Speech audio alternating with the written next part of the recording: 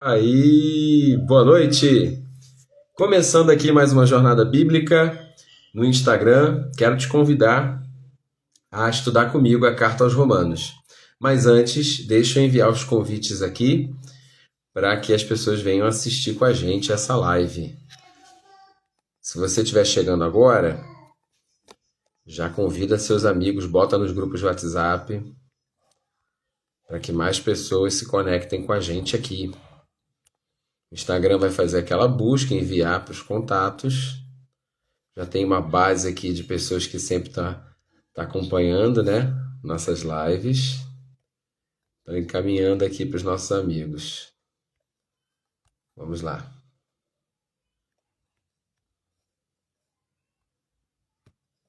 Pronto. Mandei aqui. Você pode fazer isso também. Boa noite para você que está chegando. Olá, Mila, minha querida esposa, tudo bem?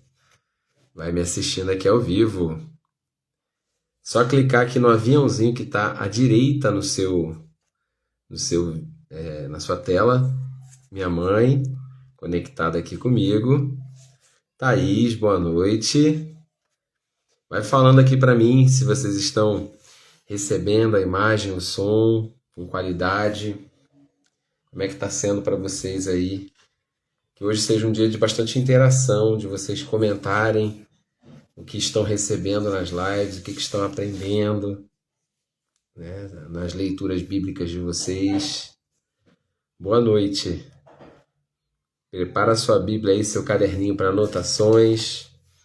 E eu vou estar aqui tentando transmitir um pouquinho do que é esse livro da Bíblia, né? Tão especial na minha vida, desse tema, né, que é a justiça de Deus, que eu tenho ministrado aí ao longo de alguns anos sobre a graça, falando um pouquinho sobre a justificação. Então, já é um livro bem conhecido, bem amado por mim, que eu já tenho ministrado já muitas vezes em muitos lugares. Então, boa noite para a Luciana também. Vou pedir para vocês que já estão comigo conectados, tem um aviãozinho à sua direita aí, envia para os seus contatos, para a gente ter aqui o maior número de pessoas durante essa transmissão ao vivo, tá? Independente disso, o vídeo fica disponível e tem aí suas visualizações, muitas delas, a imensa maioria delas é depois do horário da live, né? Pessoas que assistem em outros momentos e assistem até pedaços, trechos, e aquilo de alguma forma abençoa. E a nossa vontade é deixar mesmo um legado, deixar alguma coisa aí que fica para as gerações, para uma consulta, para um aprendizado futuro.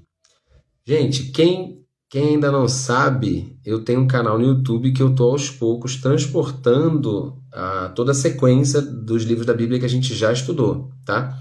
Então, eu já estou fazendo a jornada bíblica tem algum tempo, né? Comecei no Gênesis e todos esses vídeos estão disponíveis no meu canal no YouTube, tá? Se você for lá, escrever Felipe Mouta, você vai ter desde o Gênesis até eu parei de transportar em Lucas, mas até Lucas está lá.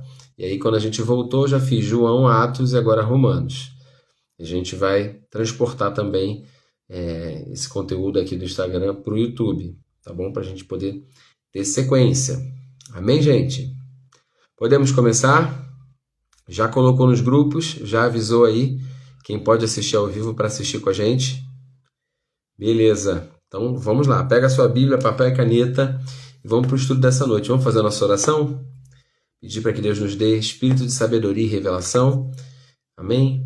Amado Espírito Santo, que não seja somente uma transmissão de conteúdo, que seja uma transmissão de vida. Como sempre, quando a gente se aproxima da sua palavra, ela nos lava por inteiro. Nós te pedimos, Senhor, nessa noite, mais uma vez, que a gente tenha contato com a tua palavra e seja por ela transformado. Em nome de Jesus.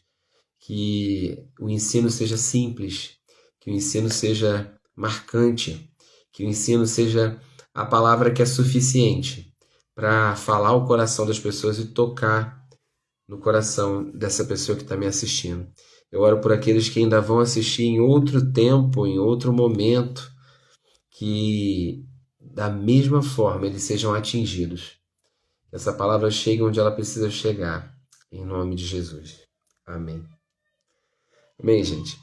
A carta aos Romanos é uma seção da Bíblia, né? Você sabe que a Bíblia é dividida em duas partes principais, Antigo Testamento e Novo Testamento. E dentro das subdivisões do Novo Testamento, a gente tem a primeira seção de livros, que são os Evangelhos. A gente tem ali 4 livros, né, que compõem os Evangelhos. Depois vem o livro histórico de Atos dos Apóstolos. Depois de Atos dos Apóstolos, a gente tem uma seção de livros que a gente chama de Cartas de Paulo, tá? Ou as Epístolas. As Epístolas são divididas em duas, né? Principais, Cartas de Paulo e Cartas Gerais, que são de Pedro, Tiago, João, tá? E aí a última seção de livros é de livros proféticos, é o Apocalipse, que é o livro profético do Novo Testamento.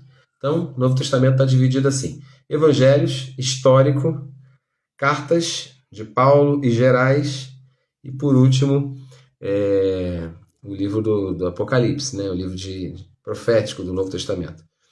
Dentro dessas cartas gerais, tem muito texto, a grande maioria é escritos de Paulo, tá? Paulo é o maior escritor do Novo Testamento, escreveu a maior parte das porções das Escrituras que chegaram até nós, né? Vai valer a pena a gente conhecer também um pouquinho da biografia desse personagem nas outras cartas. Na Epístola aos Romanos eu não separei muita coisa para falar dele, não, a não ser para falar da teologia de Paulo, né? Tem muita coisa que é essencial, que vai estar em Gálatas, que vai estar em Efésios, mas que é explanado em Romanos, tá?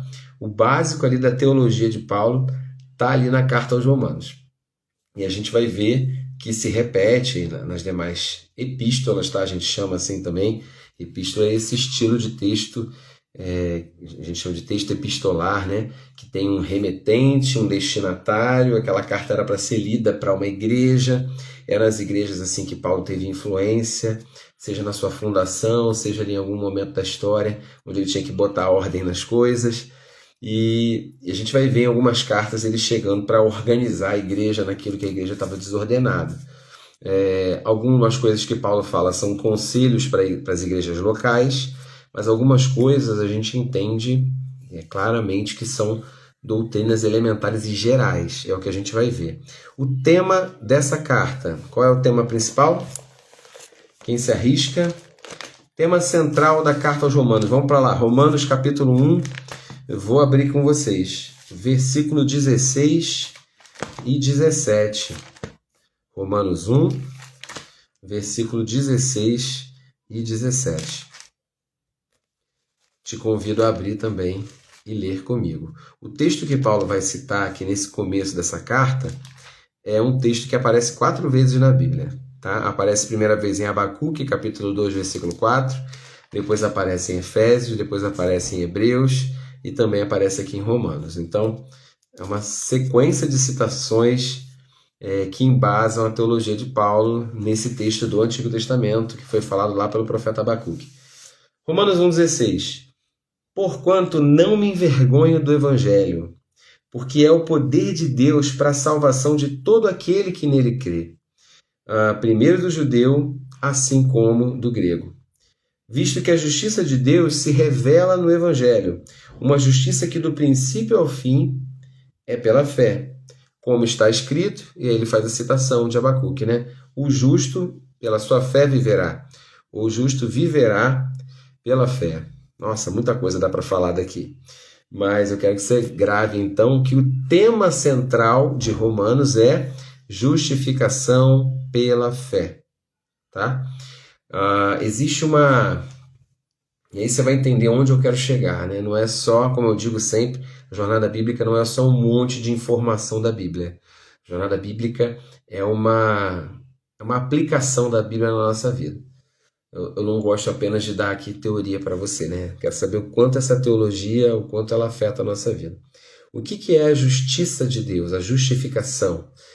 A justificação é como que um homem pode ser aceito por Deus. Como que um Deus que é santo pode aceitar um homem que é pecador, né? Entendendo que o homem está separado de Deus, como que ele pode ser aceito novamente? Qual é a condição para você ser recebido por um Deus que é santo? No Antigo Testamento fica claro isso, que Deus é santo, né?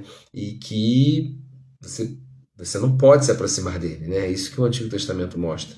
Você não pode se aproximar dele, senão você morre, porque Deus é santo. Então, o que o Evangelho vai revelar que o Antigo Testamento não revelava? Que a justiça de Deus, a condição de ser aceito por Deus, ela se revela no Evangelho, e é pela fé. Você precisa lançar sua confiança no Filho de Deus, na boa notícia do Evangelho, e aí você é justificado. Essa palavra justiça, ela tem a ver com o que Deus declara a seu respeito. Eu sei que no português, justo transmite uma ideia de algo que vem de mim, que tem a ver com os meus atos, com as minhas ações, né? Mas a justiça que a Bíblia fala é uma declaração de Deus. Talvez seria o mesmo que um juiz que bate o martelo e fala assim, inocente. Então, quando um juiz declara você é inocente, aquele juiz que tem autoridade para decidir os rumos da sua vida, ele está dizendo, olha, não há culpa sobre você, você não é mais condenado. Então, inocente é uma palavra que traduz melhor, talvez o justo viverá pela fé, ou seja, não tem a ver com uma coisa que você tenha feito, é algo que Deus declara sobre você. Essa justiça que Paulo está falando não é a justiça das obras, é a justiça daquilo que Deus declarou a respeito de você. A gente precisa entender que fomos primeiramente livres da condenação do pecado. Quando Adão peca, e aqui fazendo um resumão aí de Romanos 1, ele vai falar sobre o pecado na humanidade. Vale a pena ler toda a degradação da humanidade, porque às vezes a gente acha que a gente não é tão ruim assim, né? Mas se você ler o capítulo 1, você vai ver como a humanidade era corrupta, como a humanidade é pecadora, como a humanidade é depravada. E ele vai falar, olha, e a humanidade não tem desculpa. Vocês vão dizer, vocês não conhecem o Deus dos hebreus, vocês não conheciam o Deus de Israel, vocês não conheciam as alianças, então vocês estão livres de culpa. Mas ele vai dizer, olha, no capítulo 1, versículo 20, desde a criação do mundo, os atributos invisíveis de Deus, seu eterno poder e sua natureza divina têm sido observados claramente, podendo ser compreendidos por meio de tudo que foi criado, de maneira que tais pessoas são indesculpáveis. Olha o que ele está afirmando, que você pode conhecer a Deus através do que foi criado por Deus. Então, ele está dizendo, mesmo que você não conheça as Escrituras, mesmo que você não tenha tido um professor de escola bíblica, mesmo que você não tenha aprendido nada de doutrina, somente observando o que foi criado, você já poderia conhecer a natureza divina e o poder de Deus. Então você não tem desculpa. Então ele está se dirigindo para quem? Para o judeu? Não, para o gentio. Olha, você gentio, que não tem a lei, que não tem os profetas, que não tem a escritura, você também não tem desculpa. Porque você poderia ter conhecido a Deus. E no capítulo 2 ele vai falar para o judeu, você que conhece e ainda assim você não consegue cumprir a lei, você também é pecador, né? E por último, no capítulo 3, ele encerra a questão entre judeu e gentio, dizendo que está todo mundo condenado. Romanos 3, 23, ele diz o seguinte, todos pecaram e estão separados da glória de Deus. Então, quando ele fala esse todos, ele está falando, resumindo o que ele falou no capítulo 1 e no capítulo 2. Todo, o judeu e o gentio. Não tem um ser humano que esteja livre da condenação do pecado, até aquele momento, onde a justiça de Deus se revela no Evangelho. E aí no versículo 24 ele fala, sendo justificados gratuitamente pela sua graça, mediante a redenção que há em Cristo Jesus. É muito importante que a gente leia os textos com contexto, tá bom? Porque quando a gente lê fragmentado, a gente pode ter uma noção errada das coisas. Quantas vezes eu ouço pessoas sustentando a fala, o discurso de que a gente é pecador o tempo inteiro, né? Você já deve ter ouvido alguém falar assim, só de eu respirar eu sou pecador, de eu acordar hoje eu já acordei pecando, a gente peca o tempo todo, a gente peca por omissão, a gente peca no pensamento, a gente peca até sem saber que a gente está pecando, só porque a gente é pecador a gente peca o tempo inteiro. esse discurso é perigoso porque coloca nas pessoas um sentimento de que o pecado é algo que não pode ser evitado. É um discurso perigoso porque coloca nas pessoas um sentimento de que, mesmo que elas queiram viver em santidade, elas nunca vão conseguir. Quase que o pecado é uma coisa involuntária na vida dela. E, queridos, definitivamente o pecado é voluntário. O pecado é uma ação voluntária. Aquilo que acontece involuntariamente não é pecado, né? O pecado é uma escolha, é uma decisão, claramente. Então, quando alguém chega, eu ouço às vezes essa frase, todos pecaram e estão separados da glória de Deus. E eu pergunto para você, você hoje está separado da glória de Deus? Essa é a sua realidade no tempo presente? Não, porque o texto todo diz: todos pecaram, estão separados da glória de Deus e são justificados gratuitamente pela graça que é em Cristo Jesus. Então, qual é a minha realidade hoje? Eu estou no todos pecaram ou eu estou no sou justificado pela graça que é em Cristo? A minha realidade hoje é eu sou justificado pela graça que é em Cristo. O problema é o seguinte, a Bíblia, quando ela foi escrita, eu já disse isso aqui em algumas lives, né?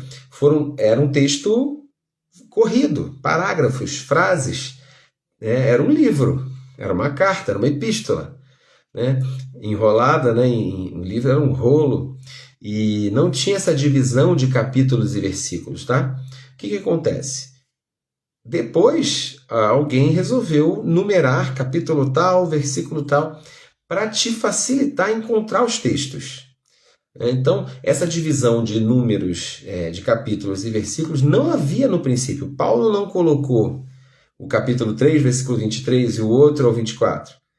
Né? Ele não fez essa divisão. Essa divisão foi colocada pelo homem depois. Essa divisão não é inspirada por Deus e essa divisão às vezes atrapalha uma interpretação.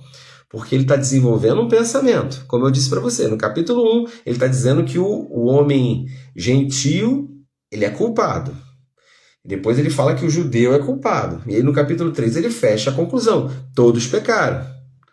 Mas todos os homens podem ser justificados pela graça que é em Cristo. Então, às vezes, quebrar um raciocínio, principalmente do apóstolo Paulo, que é alguém que vai construindo ali, frase por frase, a sua teologia, quando você quebra e fica com um pedaço, sem uma compreensão global, é muito perigoso, tá? A nossa realidade hoje não é de pessoas que estão condenadas, né? Nós, pela graça que há no Evangelho, somos justificados quando a gente deposita a nossa fé em Cristo, tá? Nós não somos mais pecadores. Pecador era a nossa realidade antiga. Você deve ter ouvido muita gente falando, não, porque eu sou pecador mesmo, eu sou pecador. Nós fomos livres da condenação do pecado. Olha o que diz Romanos 5, versículo 5 até o 9. Vai folheando a sua Bíblia, já lemos o Romanos 1, já lemos o Romanos 3. Romanos 5, 5. E a confiança não nos decepciona, porque Deus derramou o seu amor em nossos corações por meio do Espírito Santo, que Ele mesmo nos outorgou.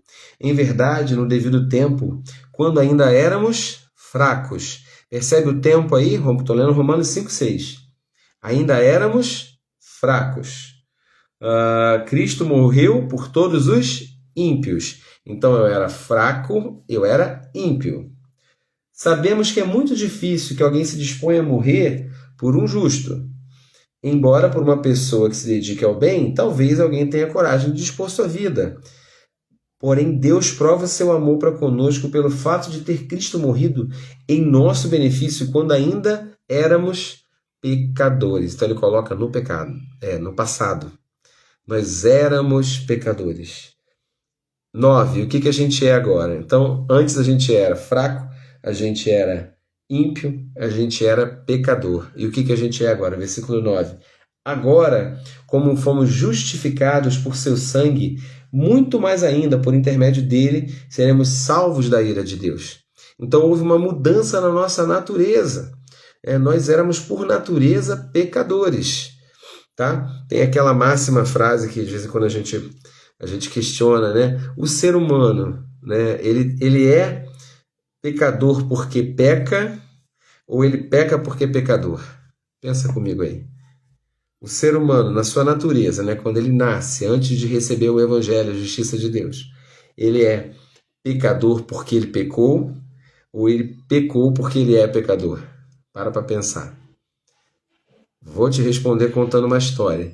Imagine que você pegasse um bebê, tirasse da sociedade, levasse ele para viver como a história do Tarzan, né? Para viver na selva, criado por animais. Aquele ser humano, ele seria pecador? Sim ou não? Ele conheceria o pecado quando ele atingisse a sua consciência? Pensa direitinho. Certamente que sim, né? Porque se a gente diz que não, se a gente tirar um ser humano da sociedade, colocá-lo para viver entre os animais, colocá-lo para viver distante de qualquer outro ser humano, ele não vai desenvolver inclinações pecaminosas.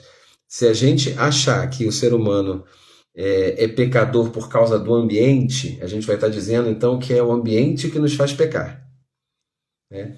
Não é apenas o ambiente, ok? Existe uma natureza já, estão respondendo aqui nos comentários. O homem é pecador e ele vai pecar. Ele não vai pecar por causa dos outros, ele vai pecar por uma natureza que ele recebeu de Adão. É naquele pecado que Adão cometeu lá no começo. Mas não foi só Adão que pecou. Depois de Adão, aqui, né, o seu filho já se torna um assassino, logo em sequência, né, na história do Gênesis. E assim vai. A humanidade vai cada vez mais aumentando o nível de iniquidade, até o ponto que a gente está vivendo hoje, onde o amor de quase todos se esfriou. Então, o homem não é pecador porque peca. Ele peca porque ele recebeu uma herança já nele pecaminosa. Eu me lembro assim dos meus filhos, né, bebês. A gente me lembra da Mariana, a gente perguntando quem fez tal coisa e eu não sei se tinha quebrado um brinquedo e ela falou que foi a boneca que fez. Ela mentiu.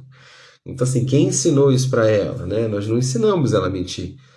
A gente precisa ensinar, nós como pais precisamos ensinar o caminho da verdade. Se eu preciso ensinar o caminho, significa que a natureza que vem já é uma natureza que é torcida do caminho da Escritura, né? É por isso que nós temos que educar e corrigir nossos filhos, porque eles já vêm com a tendência pecaminosa neles, tá?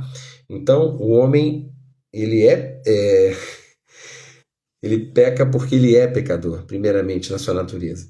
Mas, quando ele tem um encontro com o Evangelho e ele tem consciência de seus pecados, e ele se arrepende e deposita a sua fé em Cristo, ele recebe uma justiça que não vem dele, é algo que Deus fala sobre ele, ok? Deus declara, você é livre, você é justo, justificado, perdoado dos seus pecados, você é livre da condenação do pecado, ok? Uma vez que você é livre, boa noite, Valdeci, bem-vindo. Uma vez que você é livre da condenação do pecado, você tem a vida eterna dentro de você. Você é salvo. E a gente não pode parar a nossa revelação apenas nisso. Eu sou salvo. Eu sou salvo e tenho certeza. Eu sou salvo e tenho certeza. Você precisa ter certeza de que Deus tem algo para você além da salvação. Né?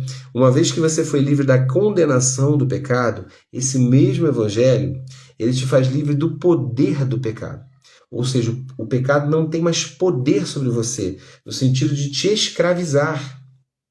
Né? Você não pode falar, com esse pecado aqui eu vou fazer só um pouquinho. Depois eu sei a hora de parar. Não tem como flertar com o pecado. Não tem como se entregar ao pecado um pouquinho sem se tornar escravo dele. O pecado, ele existe para te escravizar. Então é possível que um crente, uma vez justificado, se permita escravizar pelo pecado de novo? É possível. É possível. Mas uma vez que você foi livre da condenação do pecado, você precisa entender que o mesmo evangelho que te livra da condenação do pecado, ele também te livra do poder do pecado. E vai chegar um momento onde o nosso corpo vai receber a regeneração, onde nós seremos glorificados. E aí nós vamos ser livres da presença do pecado, onde não vai haver nem mais a possibilidade de pecarmos, porque essa natureza então será totalmente transformada. Mas hoje a gente convive com as duas naturezas. A natureza do nosso nascimento, que é uma natureza pecaminosa, e a nova natureza que foi recriada em Cristo e que quer a santidade. E nessa nova natureza, eu sou livre do poder do pecado. Eu não preciso fazer. Eu não preciso permanecer nas mesmas práticas. É aí que a galera confunde esse assunto da justificação, tá? É aí que mora o perigo. Porque quando a gente fala assim, olha, você é perdoado, você é a justiça de Deus, já não há mais condenação para você. Aleluia. E a pessoa acha que, então, não é se eu sou salvo, eu não sou salvo mediante o que eu faço, eu sou salvo mediante o que Deus diz, não é pelas obras, é pela fé. A gente vai ter outras lives para falar disso, Gálatas, Efésios. Eu sou salvo não é pelas minhas obras, é pela fé, beleza. Não é pelas minhas obras. Então, agora que eu fui livre dessa condenação, será que se eu fizer uma coisinha aqui, uma coisinha ali, eu perco a minha salvação? Eu estou perdido? Né? Certa vez eu ouvi uma pessoa falando, não, mas se a salvação é uma coisa que Deus me deu, eu não posso perder, porque é dele, que ele que deu. Né? Não tem como eu perder. E aí a gente chega a gente precisa pensar algumas coisas aqui. Né? Eu não creio em perder a salvação como se fosse uma chave, que eu sou terrível para perder uma chave. Estou andando na rua, cadê a chave? Perdi. Ih, não vi. Não é assim que se perde a salvação, né? Ah, não sei, perdi, não percebi. Estava andando na rua e esqueci. Não, eu não creio em perder a salvação, eu creio em negligenciar a salvação. É possível que uma pessoa comece a apagar a voz do Espírito dentro dela, comece a se distanciar através de uma tolerância a pecados, até que chegue ao ponto onde ela já ignora totalmente o Evangelho que a justificou. Não é? Se você é salvo por crer com o coração e confessar com a boca que Jesus Cristo é o seu Senhor, de igual forma você negligencia a sua salvação quando a sua crença muda e as suas palavras também mudam. A sua confissão já não é mais aquela confissão de fé do começo, e você passa a ter um discurso secularizado. O princípio que serve para salvar, eu creio que é o mesmo para negligenciar, para abandonar, para rejeitar a salvação. Mas isso dá assunto para muitas outras lives, tá? Eu estou aqui só colocando alguns elementos básicos aqui, porque muita gente entende errado essa questão da justificação pela fé, entende que é salvo porque Deus quis que ele fosse salvo e acabou, né? Ele foi livre da condenação do pecado, mas ele continua escravo do pecado e para ele está tudo bem. Paulo, presumindo que as pessoas poderiam ter esse questionamento, ele vai falar o seguinte em Romanos capítulo 6, versículo 1 e 2. Então, qual seria? 6:1. A Andréia está comentando aqui, hipergraça que eles querem viver. É isso mesmo, tá? Criou-se esse nome, tá? Nem existe na Bíblia, mas a gente entende, né? Que a hipergraça é essa doutrina herege, onde a pessoa entende errado a graça de Deus e acha que a graça é uma conivência com o pecado. Nesse ponto, eu gosto muito da mensagem do Luciano Subirá, eu cito mesmo, porque é ele que eu vou buscar referência nesse tema. Eu já estudava esse tema muito, mas tem um livro dele chamado Graça Transformadora. Eu tive a oportunidade de participar de congresso e ler o livro todo. Uma grande parte, ainda não terminei de ler, não, mas li quase todo. E em linhas gerais, né, o que o Subirá propõe, Luciano Subirá propõe nesse livro Graça Transformadora, além de citar ali diversos outros tratados teológicos sobre esse assunto. Ele vai falar o seguinte: vamos pensar sobre a definição de graça. O que é a graça? Não existe um versículo que diz assim, né, o que é a graça. Mas existem algumas coisas na igreja evangélica que não está escrito, mas a gente repete tanto que parece até um versículo, né? Certamente você já ouviu essa frase. Graça é favor imerecido. Né? Você já ouviu essa frase, essa definição. Não tem isso escrito exatamente assim. E não está errado, não. De fato, a graça é Deus demonstrando o seu favor, a sua bondade por mim, sem eu merecer. Tá certo. Mas, lendo um pouco mais profundamente, outras referências, outros textos, como, por exemplo, quando o apóstolo Paulo fala assim, olha, pela graça eu sou o que sou. Ele era perseguidor da igreja, né? Ele vai falar, olha, pela graça eu sou o que sou. Ou seja, essa graça me transformou de um perseguidor da igreja num pregador do evangelho. Então, me parece que o sentido de graça aí, ele é mais ampliado do que apenas um favor de Deus por nós, né? E o Subirá, ele dá essa definição. Graça é a capacidade de Deus fazer aquilo que você jamais conseguiria fazer sozinho. É Deus te levar para onde você não poderia ir sozinho. E é de fato, para a salvação, eu não poderia ser salvo sozinho. Então Deus mostrou graça para me levar até onde eu não podia ir sozinho. Mas essa mesma graça, essa capacidade de Deus, ela atua na minha vida se eu estou lutando contra um pecado que eu não consigo prevalecer. Porque essa mesma graça que se mostrou salvadora é uma graça que é perdoadora, é uma graça que é justificadora, é uma graça que também é libertadora. E essa graça, ela é transformadora. Por isso é o nome do livro, né? Do Subirá. As pessoas, elas querem receber apenas a graça salvadora e não querem receber a graça capacitadora para viver uma vida de santidade, e nem muito menos a graça transformadora. Mas a graça, ela é muito além de salvadora. Ela te salva, ela te capacita a ser santo e ela te transforma num novo homem.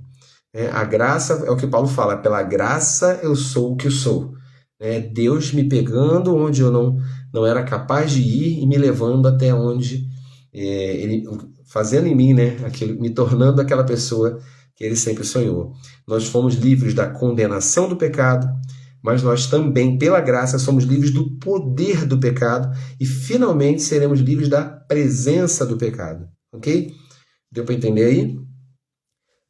Subirá também faz uma referência ao que diz Isaías no capítulo 1, sobre nós nos tornarmos puros, alvos como a neve, e também perdoados, ainda que os nossos pecados sejam vermelhos como a escarlate, ele nos tornaria brancos como a neve, brancos como a lã. E ele faz referência a essa brancura da lã e a brancura da neve. Que coisa linda, né? A neve é uma pureza que vem de cima para baixo. Ele fala que isso vem na justificação, quando a gente é perdoado dos nossos pecados, quando a gente se converte. Então, assim que a gente recebe a Cristo, a gente recebe uma santificação que não tem a ver com nada que a gente tenha feito. É Ele regenerando a nossa identidade. Então, a gente se torna branco como a neve. A gente é perdoado. Então, é uma justiça que vem do céu, como a neve, de cima para baixo. Mas depois você vai produzir, a graça, ela é capacitadora para produzir uma santificação que é como a lã. E como é que é a lã? Ela vem de dentro para fora. Então eu não creio num evangelho que consiste apenas em ficar sentado e viver a mesma vida. Você produz algo novo de dentro para fora. Há uma transformação que acontece de dentro para fora. Romanos 6. Olha o que Paulo fala, já prevendo essa doutrina errônea que está sendo pregada hoje da hipergraça. Romanos 6. Então, qual seria a conclusão?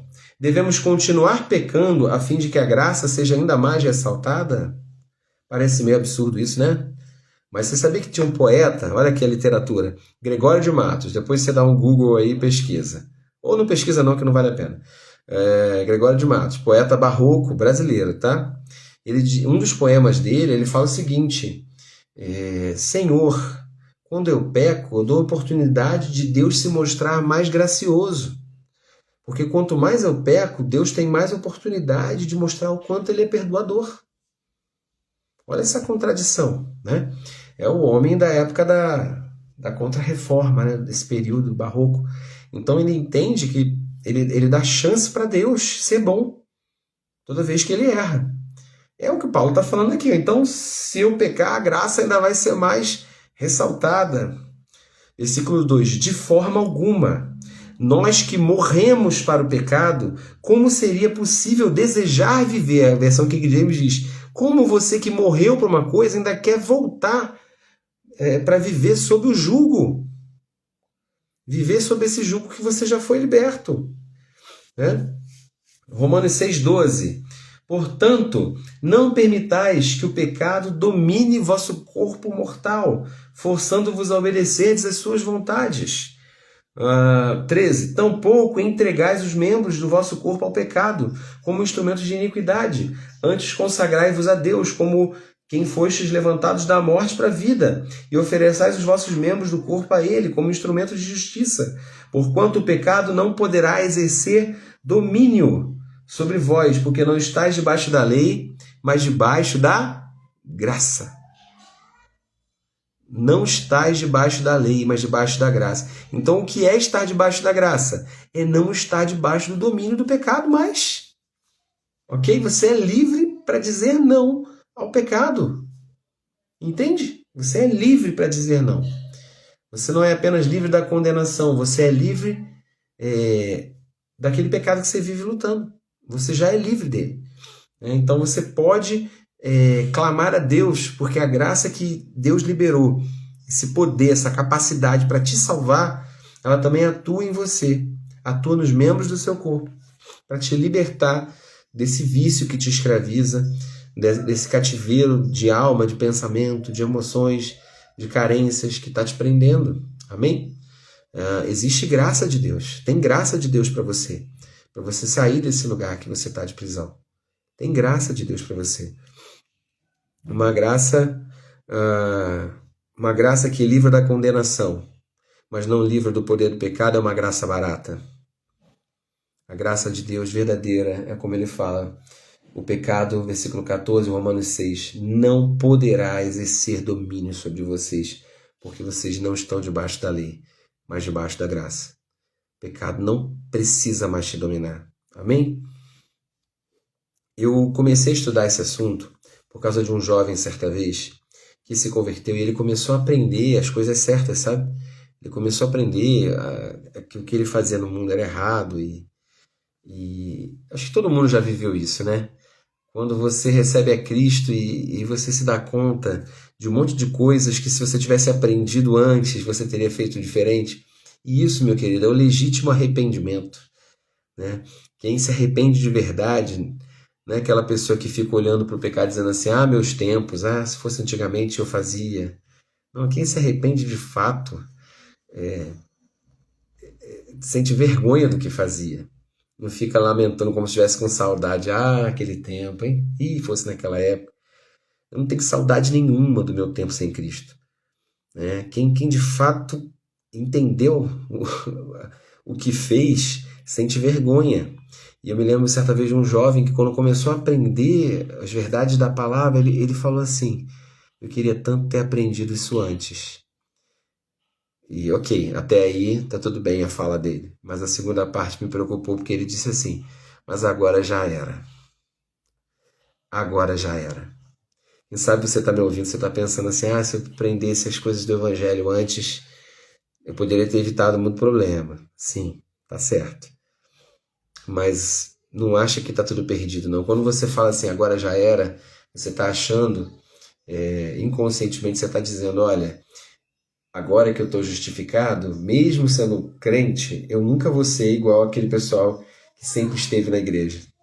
E isso é mentira, ok? Para Deus não tem diferença entre 20 anos de arrependimento e 20 minutos de arrependimento.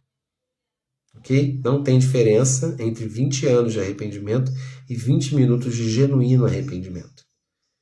Então, se você hoje ouviu essa palavra do Evangelho e você crê em Cristo como seu Salvador, você é tão justo, tão aceito por Deus, quanto qualquer um que tenha nascido e crescido no ambiente evangélico. A justiça, que é a condição de ser aceito por Deus, de ser recebido por Deus, nada tem a ver com o teu tempo de convertido. Então, não deixa essas ideias, né, de vergonha, de condenação, te afastarem do que Deus estabeleceu para você. Esse tema da justiça de Deus foi o tema central da Reforma Protestante, porque Lutero leu Romanos 1,16 e viu assim, o homem ele é justificado. Estou lendo aqui o comentário de vocês, depois eu falo de Lutero, deixa eu responder aqui. Com certeza, suportar as consequências do passado. Sim, você precisa assumir e resolver lidar com as consequências, né? Porque todas as nossas ações, elas repercutem sobre nós. Mas no que diz respeito à sua aceitação diante de Deus, você pode ficar tranquilo, tranquila, que não tem diferença entre quem se converte agora e entre quem se converteu há 20 anos, tá? Não tem diferença. Deus é aquele que justifica e libera a sua graça sobre todos. Eu estava falando de Lutero, né, na Reforma Protestante. Ele leu Romanos. A Epístola aos Romanos foi a carta que Lutero leu e pensou: nossa, está tudo errado. A igreja precisa de mudança, a igreja precisa de reforma, né? Lutero era um padre católico, ele era alguém dentro da instituição, né? E Lutero não queria destruir a igreja católica, ele queria reformar. Lutero não queria fundar uma nova religião, ele queria a reforma da igreja cristã do seu tempo. Então, se ele tinha acesso à escritura e podia dizer: galera, não é assim, né? Tanto que ele tentou, ele escreveu para o Papa, ele queria, né? Não foi uma atitude rebelde, como alguns pensam, que Lutero pregou as 95 teses na porta da igreja, era uma atitude de rebeldia. Não, aquilo ali era a forma da época de convidar alguém para um debate. Então, quando você queria ter uma argumentação pública, você colocava um edital, uma publicação assim, para as pessoas lerem e comparecerem para argumentar com você. É claro que nem tudo na Reforma Protestante foi assim, um exemplo de amor e tolerância. Muita coisa foi errada mesmo. Muita coisa em Lutero estava errada também, mas foi uma fagulha que despertou um incêndio. Muitas pessoas entenderam: poxa, eu não preciso pagar penitências, eu não preciso pagar indulgências, eu não preciso pagar promessas. Eu sou justificado não pelo que eu fiz, mas pelo que Cristo fez. Tem a ver com o que Ele fez por mim. Então, eu sou salvo pela obra de Cristo, não pelas minhas obras, né? Pelas minhas obras eu estaria condenado. E aí eu queria, meio já caminhando aqui para o final, confrontar o que Paulo fala e o que Tiago fala. Se você ler rapidinho lá a Epístola de Tiago, e a gente vai, como eu falei nas outras lives, né, você que me acompanha toda semana, nas outras lives a gente vai voltar nesse tema da justificação pela fé, né, que é o tema central aí de, pelo menos, Romanos, Gálatas e Efésios, né?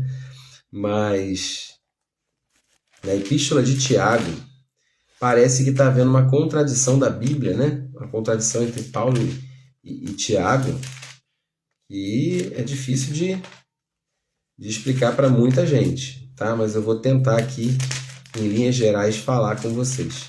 Em Tiago capítulo 2, ele vai falar o seguinte no versículo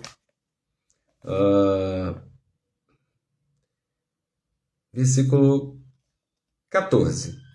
Tiago 2,14. De que adianta, meus irmãos, alguém proclamar sua fé se não tem obras? Acaso essa fé pode salvá-lo? Então ele está falando alguém que declara ter fé, mas não tem obras. Essa fé pode salvá-lo? E aí ele vai dar exemplos lá. Quando a gente chegar na carta de Tiago, a gente esboça isso de uma forma mais tranquila. Tiago 2,19. Crês tu na existência de um Deus? Fazes bem. Os demônios também creem e tremem. Então ele está falando sobre acreditar na existência. Ok? O que Tiago está falando aqui sobre crer não é a fé no sentido de eu acredito na palavra dele e eu procuro obedecer a palavra dele. Ele está falando sobre acreditar na existência. Se acredita na existência de Deus, o diabo também acredita. Os demônios também, eles estão condenados. Então, Tiago está dizendo, olha, acreditar na existência não é o suficiente para te salvar. Beleza? Se você perguntar para qualquer pessoa no mundo, qualquer não, né? Uma boa parte, você acredita na existência de Deus? Aí uns 70% da humanidade vai dizer que acredita na existência de Deus. Mas acreditar na existência não é capaz de te salvar. E aí ele vai dizer o seguinte, no versículo 26. Assim como o corpo sem espírito está morto, da mesma forma a fé sem obras está morta. Depois a gente, quando chegar na live sobre Tiago, a gente vai fundo nesse capítulo, nos exemplos que ele dá. Mas parece que ele está entrando numa contradição direta com a teologia de Paulo. Porque Paulo diz, olha, você é salvo pela fé sem obras. E Tiago vai dizer, olha, pelas obras eu mostro a minha fé. E fé sem obras é morta. E fica parecendo que está cada um falando uma coisa, né? Romanos 3, 28, na mesma Bíblia, no mesmo Novo Testamento, a gente encontra, né, uma diferença tão grande assim. Romanos 3, 28. Concluímos, portanto, que o ser humano é justificado pela fé, independentemente das obras da lei. Romanos 3, 28. E aí eu te pergunto, tem um perfil aqui, horta em apartamento. Tá me perguntando aqui, isso que eu queria saber. Bem-vinda, tá, na live. Pode perguntar sempre. Acho que até que a partir dessa semana eu vou abrir caixinha de pergunta, hein? Vou começar a colocar lá, se der para responder dentro do assunto da live, né? Mas como o assunto central de Romanos é a justificação pela fé, e aí, gente? O que vocês acham? É somente pela fé? É pela fé e pelas obras? Primeiro a gente precisa separar aqui, entender algumas coisas. A Bíblia não se contradiz, tá? Quando eu quero... Silvana, ok, Silvana, boa noite. A Bíblia não se contradiz. Quando eu quero interpretar a Bíblia, eu preciso confrontar aquele tema com os outros textos que falam sobre aquele tema. Se eu quero estudar sobre casamento, eu vou pegar todos os textos da Bíblia que falam sobre casamento. Se eu quero estudar sobre... Pega aí qualquer tema. Redenção, confronte, finanças, confronte os textos. Se surgiu uma dúvida em algum ponto, confronte. Nunca saia afirmando alguma coisa sem confrontar textos e examinar cuidadosamente. Então, a gente não pode achar que Paulo está sendo contra Tiago, que Tiago está sendo contra o Paulo. A gente tem que tentar entender que esses textos se completam. Ok? Se encaixam. Em Tiago, a interpretação fica um pouquinho dificultada, porque se você ler o capítulo 2, ele começa dizendo assim, o homem não é justificado apenas pela fé, mas pelas obras, como... Aí ele vai dizer, se alguém bater na sua porta e pedir um alimento e você falar, vá em paz, Deus te abençoe, e não der o alimento para a pessoa. E aí, como é que essa fé se mostrou de fato se você não demonstrou ali cuidado com o seu próximo, né? E aí muita gente, né, pega esse texto para falar de caridade, de boas obras sociais da igreja, né? Então, e aí, enfim, se constrói um monte de pensamento de que se você for bonzinho ajudar os pobres, aí você está garantindo o seu lugarzinho no céu. Não, definitivamente não. Você não é salvo se você fizer caridade. Não é isso que o Tiago está falando. Porque no mesmo capítulo 2 de Tiago, depois que ele fala de dar o alimento para quem precisa, roupa para quem precisa, ele vai falar assim, Abraão foi justificado pelas obras. Como assim? Quando ele foi oferecer o seu filho, ele foi provado na sua fé e ofereceu o seu filho sobre o altar. Aí você pensa assim, qual é o ato de caridade que Abraão teve em levar Isaac ali para aquele altar? Não teve caridade nenhuma. Não é uma boa obra. Né? Então, será que Tiago está falando de obra de caridade? Depois ele dá mais um exemplo para ficar pior. Ele fala que a Raabe era uma prostituta na época de Josué, que morava em cima da muralha de Jericó. Quem lembra dessa história? E ela abrigou os espias e protegeu os espias, e ela foi livrada da morte. E aí ele fala, ela foi justificada pelas obras. Peraí, mas ela era uma prostituta, ela foi salva da morte pelas obras? Como assim? Né? Então, ele vai falar sobre dar alimento para o próximo, ele vai falar sobre demonstrar, como Abraão ali ofereceu Isaac, demonstrando sua fé no Monte Moriá, e depois ele vai falar que Raabe preservou os espias. Que obra que Tiago está falando? Se você sempre que eu falei, leia o contexto, leia a epístola de Tiago toda. O assunto de Tiago é muito prático. Tiago tem um estilo de ensino muito parecido com Jesus. Esse Tiago é o irmão de Jesus, tá? Isso aí a gente fala mais lá na frente. Então o estilo de ensino dele é muito parecido com o de Jesus, né? De exemplos, de parábolas, de exemplo prático. E ele vai falar o seguinte, ó. A obra que presta atenção. A obra que revela a fé salvadora é aquela obra que mostra na prática a fé que os seus lábios confessam. Lembra quando Jesus falou, vocês não podem dizer Senhor, Senhor, me chamar de Senhor, Senhor, e ainda assim praticar a iniquidade? O que Jesus está falando? Olha, as suas obras elas precisam ser coerentes com a fé que se confessa. Então, a minha filha, se eu falar assim, não bota, meus filhos, não bota o dedo na tomada, não bota o dedo na tomada. Se o meu filho botar o dedo na tomada e dizer, pai, eu te obedeço, eu te honro, eu ouço a sua voz, eu considero muito o que o senhor fala. Não é verdade. Porque se eu falei que se botar o dedo na tomada vai tomar choque e a criança vai lá e bota assim mesmo, significa que ela ainda duvidou da minha palavra, não acreditou na minha palavra. Vamos meditar um pouquinho mais no significado da palavra crer, acreditar. Se eu falo assim, você acredita em mim? Você que está me assistindo, você acredita em mim? Eu não quero saber se você acredita na minha existência. Eu acho que você não tem dúvida sobre isso, né? Quando eu pergunto se você acredita no Felipe, eu quero saber se você acredita no que eu ensino, se você acredita na minha palavra. Então, a fé salvadora que Tiago está falando não é a fé de acreditar na existência. Lembra quando ele fala, que a gente leu aqui, que os demônios também creem? Né? Nesse sentido de acreditar na existência, os demônios também creem. Né? Creem e têm medo de Deus. Né? Então isso não é suficiente para salvar. Ninguém é salvo por acreditar na existência. A fé, a crença que é capaz de te salvar é acreditar na palavra, ok? Não é acreditar na existência, é acreditar na palavra. O que Jesus ensinou para a minha vida. Se você não é capaz de citar nenhum texto da Escritura que você procura viver, então você não crê em Jesus, você não foi justificado nem regenerado. Crer em Jesus é acreditar no que ele ensinou e tomar aquilo como verdade para a sua vida. André fez um resumo aqui. Atitudes que demonstram a nossa fé em Cristo. A obra que Tiago está falando é a atitude que é coerente com a fé que é falada. Você diz que crê. Então, se alguém te pediu comida, você não vai somente dizer que Deus te dê. Você vai demonstrar. Se Abraão disse que cria, então ele foi lá e ofereceu Isaac. A Raabe acreditou que aquele Deus ia dar aquela terra para o povo, ficou com medo de morrer e proteger os espias. Então, se você crê, você faz uma atitude coerente com aquilo que você crê. Se você é um cristão, você não tem que dever aos outros. Se você é um cristão, você não tem que mentir, xingar, amaldiçoar, viver ansioso com um monte de coisa, viver preocupado com um monte de coisa. Se você tem uma fé na palavra e não apenas na existência, as suas atitudes, elas precisam estar alinhadas com a fé que você declara ter. Amém? Claro isso?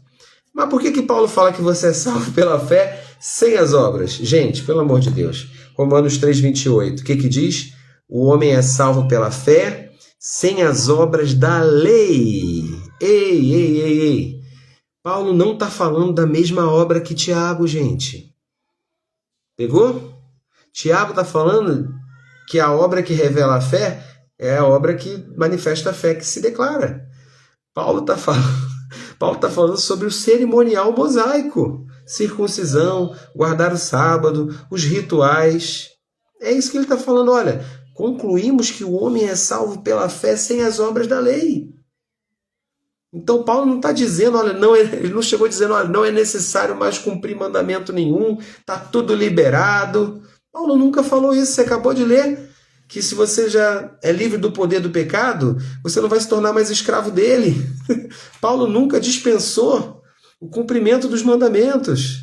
Uma vez que você foi justificado, se você morreu para o pecado, como é que você vai voltar para ele? Amém, gente? Ficou claro? Né? Hoje só deu para arranhar esse tema aí, mas a gente ainda tem aí Gálatas e Efésios para a gente falar um pouquinho mais. Mas eu creio que foi abençoador para a sua vida e você entendeu que você foi justificado, né? Que o peso do pecado não está mais sobre você, que você recebeu uma justiça que vem do céu, branca como a neve, né? E que você é aceito por Deus, que você vai lidar sim com as consequências do pecado no passado, mas você não tem nada que te afaste de um relacionamento mais íntimo e pessoal com Deus. Você é aceito por Ele. Ponto. Amém? Você aprendeu nessa live também que o fato de ser justificado, de ter recebido a justiça de Deus, não significa que você não tem que continuar o processo de santificação, né? Esse processo continua, né? É a justiça que vem branca como a neve, mas a justiça também que vem branca como a lã. Amém? Você aprendeu também a andar, a viver em santidade, que o pecado é uma escolha, é voluntária, e que essa não é sua natureza permanente. Você nasceu pecador, mas você foi justificado pela graça que é em Cristo Jesus, e você está pronto para viver uma nova vida. Amém? É isso. Espero que tenha abençoado a sua vida. Camila está dizendo aqui, minha esposa. Beijo, amor. É impossível a fé não apresentar obras resultantes dessa fé. Fomos salvos para as obras. Exatamente. Nós não fomos salvos porque fizemos boas coisas. A gente só fazia o que não prestava sem Jesus. Mas a gente foi salvo para fazer novas obras. Uma vez que a graça me alcançou, ela não é apenas salvadora, ela é capacitadora, ela é transformadora. Amém? Tem muito mais assunto aqui para a gente conversar, mas a gente continua na próxima semana. Atos Romanos, 1 Coríntios, semana que vem. Eu até estava falando muito de Gálatas e Efésios, porque tem conexão direta com Romanos. Mas deixa para a próxima, a gente vai chegar lá. 1 Coríntios e 2 Coríntios dá para a gente falar bastante da vida desse homem que foi o apóstolo Paulo. Vai ser divertido. Espero vocês segunda que vem, tá bom? Divulga esse tempo de live aí, segunda, 8 da noite, para os seus amigos, seus conhecidos. E é uma forma também da gente, que está morando em outro estado, manter esse contato aí com vocês semanalmente e aquecer um pouquinho o nosso coração, tá? Manter esse relacionamento próximo aí em torno da Bíblia, em torno da palavra. Eu abençoo você, que as correntes do pecado que te viciavam e te aprisionavam, você que está me assistindo ao vivo, você que está me assistindo depois, que a palavra seja o suficiente para te libertar e você entender que o poder do pecado não atua mais no seu corpo. Você é livre. Eu oro em nome de Jesus para que você seja um propagador do verdadeiro evangelho, o evangelho da graça de Deus que transforma o homem de dentro para fora. Em nome de Jesus. Amém?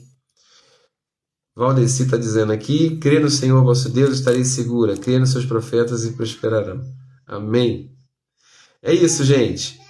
Depois eu vou levar essa live também para o YouTube, tá? Ela vai ficar aqui salva no meu perfil no Instagram e você vai poder encaminhar para outras pessoas, tá bom? Lídia, querida, pode assistir a live desde o começo que eu vou deixar salva aqui, tá bom? Um grande beijo, até segunda que vem que eu vou lá falar com minhas crianças agora, dar atenção aqui minhas crianças. Beijo, tchau, tchau.